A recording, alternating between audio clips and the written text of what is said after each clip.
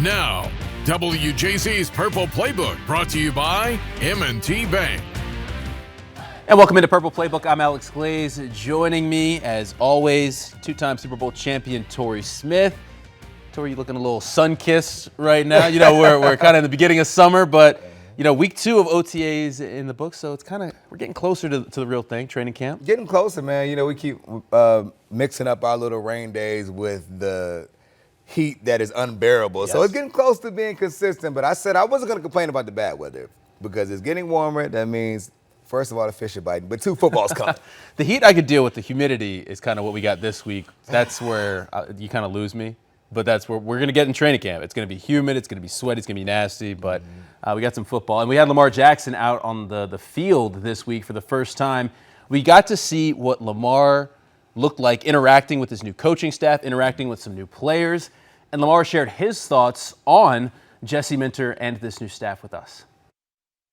Man, cool dude, cool coach, man. Always has a smile on his face. I just told him on the field today, I'm like, every time I come in the building, you're always smiling. Like, you don't know what coaches think, he just got a smile on his face, and that's great to have, man. It's different, new. I feel like everything is new right now, but it's cool. Atmosphere is smooth. Just looking forward to the season now, though. Lamar said that all the newness was like a breath of fresh air. Torrey, for you, I mean, you've gone to different spots and dealt with different coaches. Did you kind of have that feeling when you went to a new place, just kind of like that fresh feeling? Absolutely. And first of all, how amazing is it to go through an off season and I have to talk about every week on this show Lamar not being there. He's there.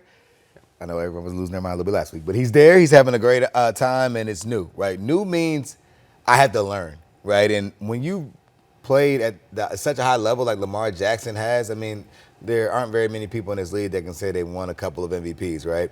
And he's played at such a high level, yet there's still more that he can do. So when you come in, it's new, you got to learn, you got to work. Chip Kelly, one of the coaches that I had the opportunity to play for in San Francisco when we had a coaching change 2 years in a row, he said, it was a military saying that the first person that says I got it first in war dies first. And what he meant by that is you could sometimes get bored with the basics, right? Get in routine and completely forget. And I think that's what this team has been over the last 2 years. You knew what to expect. Things are going to be the same for the most part. Now it's new. Now you hit that reset button and you're like, man, I'm excited to learn. I'm excited for the new challenge. And I'm trying to figure out these new people who, you know, we're trusting to lead us. Yeah, absolutely. And one of the new people that he's going to be working very closely with is Declan Doyle. And something that stood out to me, because, you know, a lot of the talking points when Declan was hired, 29 years old, same age as Lamar. Lamar said that he calls him coach because that's his title. So, you know, yeah, he's familiar, they're the same age, all that. But obviously he has already earned that respect from Lamar. And I think that that's huge. That was a big take. I took that away as a big point on Wednesday. Well, first of all, it's Lamar Jackson here. All right, people can say what they want. Lamar Jackson is one of the most respectful people that you ever meet, and that goes credit to his mama for raising him like that. When it comes down to respect, every single time I see Lamar talking to any and everyone, it's yes, ma'am, no, sir, whoever it may be. So the fact that he's respecting the title says a lot about him, and if Lamar's respecting it, that's going to make sure that everyone else in that building, especially on that side of the ball, gives him the same type of respect. Absolutely. Well, you talk about how, you know, you were hearing a lot last week about Lamar not being there. Well, Jesse Minter said Lamar has been present a lot this offseason and has been one of the leaders for the Ravens this offseason. And Jesse talked about what growing that relationship with Lamar has been like. The constant with Lamar is like he's such a great teammate, and he cares a lot about other players' success. He pushes guys out there to have success. He gets really excited when other people make plays. He's not like a selfish guy looking to always make the plays himself. That was evident from the very beginning, I think, of him being here. But then you just look at, you know, a one-of-a-kind quarterback in the National Football League that's won 2 MVPs. He's obviously done things at the most elite, highest level. To see that and to now have a chance to be on the same side is pretty cool. What are you expecting from Lamar this year? It feels like there's a new energy. We know that he's a 2-time MVP, looking to take that next step. There's just something different. It feels like it's almost like a lightness almost in the room when you're there around those guys. Well, it's Lamar Jackson. All right, we have to be honest here. The expectations for him are so big each and every year. Doesn't matter what anyone else says. He has higher expectations than we have on him. He'll tell you all the time he wants to win the Super Bowl. He doesn't really care about what I'm going to say, that I expect him to win MVP because he's the best player in the league, right? It's that simple. So for Lamar, it's just about going out and being as consistent as possible. That's really what makes him great. You know he can run. You know he can throw the ball. You know he can lead a team. It's just about being consistent, and I think that goes hand in hand with the coaches as well. I'm looking forward to seeing how he embraces the change in season. He's clearly doing a great job in the off season, right? Like, this is something that we didn't anticipate. I know you love to remind me how dead wrong I was about him showing up. He showed up. And that goes to show, like, his commitment level is different, and I will continue to say it doesn't mean that it wasn't before. He said he had to show up. He said everything's new. I had to show up. That's good. I mean, it's almost like you watched the show because that's kind of what I said. That goes to show, though, right? Like we said, like, it's when it's new, you want to make sure I have it down. Sure. And I think it's a beautiful thing that we on the outside of that building, it's easy for us to bring everyone into the drama. If I sit here and say, man, Lamar's not there and it's a big deal, that makes everyone from the outside think, oh, man, like, yeah, it is a big deal. Because I've been in a locker room before. I've been in the locker room with guys who haven't shown up, right? But I think for this team in particular, a team that's really trying to get over that hump, a team that's really trying to establish their culture again and their identity again, that's done a great job of finding the leaders, it's essential that you have everyone on board, and I'm excited about it. Absolutely. And one of the big takeaways that I also had this week, he was asked about last year and how he felt, dealing with the injuries, and he actually said it wasn't the hit that he took in Buffalo that kind of lingered all year. It was something that happened in the Lions game. So week 3 was when things started to really kind of fall apart from the injury standpoint for Lamar. Just knowing that now, do you kind of look back at last year any differently with kind of all the things that he was dealing with? No, because anyone that's watching knows he was dealing with some things, but he wasn't that bad, right? It wasn't his best season, but that's because we're expecting an MVP season every time he steps on the field, right? But I think he knows there's work to be done, and he's putting the work in now, and I'm a firm believer that it appears to us, and I think it's important to say appearing, because just because you showed up doesn't mean that you weren't working down in Florida. Because he showed up, it makes it seem like it's going to be another level to his game. And another level to what we've already seen from him is going to be something that we haven't seen, because guess what? The best version of him was already something that we haven't seen. Absolutely. All right, well, we're going to talk more about Lamar. And we can't talk Lamar without talking contract, right? That's your favorite things to discuss. When Purple Playbook comes back, Lamar, of course, was asked about the long-term extension that did not happen this offseason. Does Lamar plan on staying in Baltimore long-term? Hear from him when we come back. This is the Purple Playbook, brought to you by M&T Bank. The winning prognosis, brought to you by LifeBridge Health. Care bravely.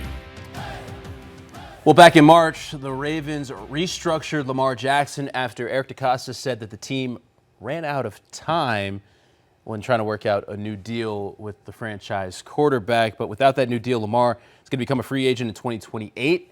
And this week he was asked if he sees himself staying in Baltimore long term. Absolutely. I love the Ravens. I love this organization. I love this city. Just the team that drafted me, got a lot of love for me. And I believe, I got a lot of love for the city and this team as well. So, like I told you, the reconstruction is done. Cool with that, but I love Baltimore. Like, everybody should know that by now. Very interesting, because Lamar never publicly discusses the contract situation, and Eric doesn't either. So we're never going to really know what's going on until it happens. But I mean, this is a sticky situation right now, right? Because Lamar's cap hit in 2027 is over $84 million. You can't go into 2027 with that. I don't know how this situation works out. Do you think something gets done this year? I think something gets done. Something's going to get done, right? Because of the cap number that you said. It's either going to happen during training camp sometime or right before they report, or it's going to happen after the season. Either way, something is going to happen. I don't see a situation where Lamar Jackson is not a Raven. Like you mentioned, across this league, obviously everyone would love to have Lamar Jackson, but Eric DeCosta isn't in the business of trading stars. Would they? Because, I mean, think back to 2022 when you had teams putting out statements on social media that they weren't interested. So. Yeah, but I think they woke up. They woke up, and I think they know what's going on here now with Lamar Jackson. But Lamar's going to be paid. It's just a matter of when. And here's the thing.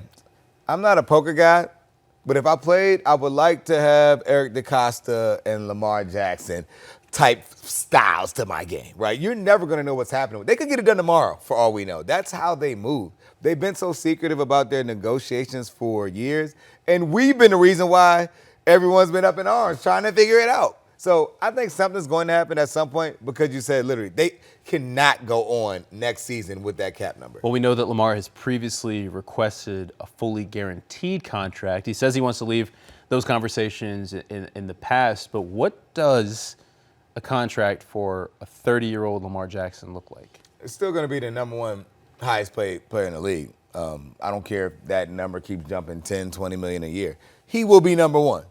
They know that. Lamar knows that. There only isn't a deal because what's the guarantee, right? And I'm not in there to know that for a fact, but I'm a smart enough man to let you know that if it was fully guaranteed, Lamar would sign it tomorrow, right? Because he's trying to break a trend.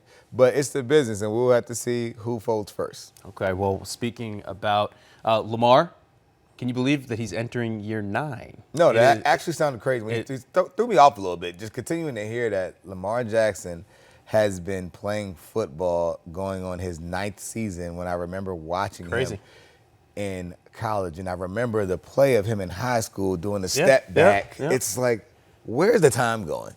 9 years. This is going to be his 9th season. And I asked him how he's feeling because, last week Derrick Henry joked that when he gets out of bed, he struggles sometimes to touch his toes when he gets out of bed in the morning. So I asked Lamar how he's feeling as he gets ready to enter his 9th season. Derrick made it seem like we just old or something. But it's still normal for me. But just hearing you say year 9, that's crazy. That is crazy. One of the players just asked me, this year 9 for you? I think it was a rookie. I'm like, yeah, but I'm not an unk yet, dude. I'm 29. I just turned 29 in January. But, man, it's still the same process for me, man. Just getting up and doing something I love. I'm cool with it. I don't have to been able to touch my toes, stuff like that. I don't have to do that. I'm locked in. I'm ready. All right, well, you need to talk to your guy right now because someone's got to break it to him. 29 is unk status. 29, and that, I'm telling you, I heard from the guys. I got surd in the locker room last year, and I had to pull up. I was like, hold on now. So 29. These kids think 26 is old. They start looking at you once you get to that age, that 29. They start looking at you differently, but you have to break it down in kids. Well, Lamar's also. They're like, oh my gosh, I grew up watching you in middle school. I've been playing you for. Here's how the kids think. Lamar Jackson's 29. To a kid that's coming in, a rookie, that's 8 years of Madden. Correct. You played Madden with Lamar Jackson for 8 years. That is an eternity. You played with him in college, in high school, you were in middle school. Chase Young did that to me and made me feel like I was a grandpa. I'm like, dude, I don't even know. I'm not even 30 yet. He's like, man, I love watching you grow up. I'm like, when I was growing up, I'm not that old. You know what I mean? So I know that feeling that Lamar is experiencing right now. Lamar is even a year younger than I was going on in. I have a January birthday as well. So I know the feeling, but Lamar still very much moves like a young guy. But he's unk to those kids, whether he wants to be or not. For sure. It's just so crazy to think about, Josh Allen and Lamar Jackson, two faces of the league, right? We got to really appreciate what we have right now. And, it's funny because Lamar was also asked about, his playing style and if it's sustainable and all that. And he said something to the effect of appreciate greatness while, you can, because it's not going to be here forever. Yeah, I think Lamar's such a humble guy. He does a great job handling those type of questions about playing style. Lamar's not running the ball. Ask that question about the quarterbacks that were running the option back in the 60s, right? Lamar's not out here running all crazy. Last time I checked, Tom Brady tore his knee. That's not a running quarterback. Injuries happen, right? I think Lamar Jackson actually does a great job of not taking hits. It just looks crazy when he does because it's why are you touching him? You know what I mean? But I think overall, Lamar does a great job of playing his game, and I don't think he lives by his legs. Lamar is a true quarterback that happens to be a dynamic runner, and I think he's been able to prove that over the course of time, and he can play for another 10 years if he wants to. Be super unk 10? At that point. Yeah. Joe Flacco's still playing. Shout out to Joe. That's my guy. Joe Flacco and he's still running. Joe is running fast right now. Joe Flacco has wheels. That's funny. All right, we're going to take a break. When we come back, we are going to play Something or Nothing. We got to talk attendance at OTAs. Rashad Bateman hasn't been here for 2 weeks. Is that something or nothing? Torrey has some thoughts. We're going to get him when Purple Playbook returns. This is the Purple Playbook, brought to you by M&T Bank. The Bottom Line, brought to you by M&T Bank. And welcome back to Purple Playbook. It's time for Something or Nothing. I'm going to throw out a topic, Torrey, and you tell me if it's something or nothing. We got to talk OTA attendance. Rashad Bateman, your guy, my guy, wide receiver, has not been in attendance for OTA practices going on 2 weeks now. Is that something or nothing? I think it's nothing. It's the offseason. It's voluntary. During this same time period, Anquan Boldin was never there, right? Anquan Boldin wasn't here, was the new coach, but however, he wasn't there. So to me, Rashad Bateman just had a new baby.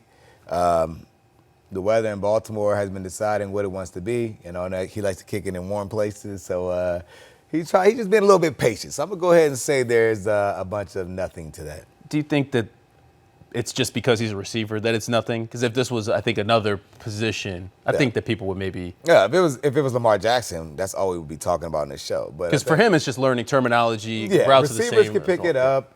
The adjustment isn't as hard, right? Does he have to prove himself to a new coaching staff? Sure. Absolutely. But I think he'll pop up at some point for sure. Okay. Next topic, we're going to go to Philly, another city that you love. Jalen Hurts says that his relationship with A.J. Brown is really good despite all of the trade talks surrounding Brown and him missing his wedding. Mm-hmm. Is that something or nothing? This is I don't know what it is. I think I'm going to say it's nothing because we've been hearing this for the whole year. Your quarterback not going to your wedding, I don't think that's a big deal. Looking back, I don't even know if Joe Flacco was at my wedding. That's your guy. I was in year 2. Like, I was trying to save money on plates. Like, I didn't care who was at my wedding. You know what I mean? My main people were there, you know? But I think it's one of those situations where, you know, you want to see, well, in his situation, you want to understand, like, he's getting traded. I think everyone kind of feels it and you know it. So for Jay, I think it's about the piece of the org. Like, why is that a conversation? You're talking about a receiver. It's like T.O. and Donovan McNabb all over again. At some point, you get tired of that conversation and there's going to be a trade. It's just a matter of when. One of them's got to get out of it. Just ain't the quarterback. Yeah, that's a good point. And let's talk about another one of your guys. Travis Hunter still dealing with critics talking about his two-way play style.